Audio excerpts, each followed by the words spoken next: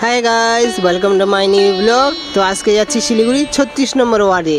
তো এখানে কি কি সাহায্য পেলাম গিয়ে তোমাদের দেখাচ্ছি। দেখো বিস্কুট সাহায্য পেলাম, এক বদি আম দিয়েছিল, খুব সুন্দর মিষ্টি আম। তারপরে কেউ ব্যানানা দিল, আপেল দিল, অনেকে অনেক কিছু দিয়েছে। তো দেখতে পাচ্ছ আশিগড়ে আগে যে লোকনাথ মন্দিরটা আছে, বুড়ো বুড়ি মন্দির পার করে। তো এই 36 নম্বর ওয়ার্ডে আজকে ঢুকবো আর বৃক্ষরোপণও করব। তো দেখতে পাচ্ছ খুব সুন্দর একটা এরিয়া, এখানকার লোকগুলো খুব ভালো। এই যে গিয়ে গাছ লাগালাম, দেখতে পাচ্ছ বৃক্ষরোপণ করলাম, জল দিলাম, এরকম করে সাহায্য তুলি আর বৃক্ষরোপণ করি, এভাবে চলছে।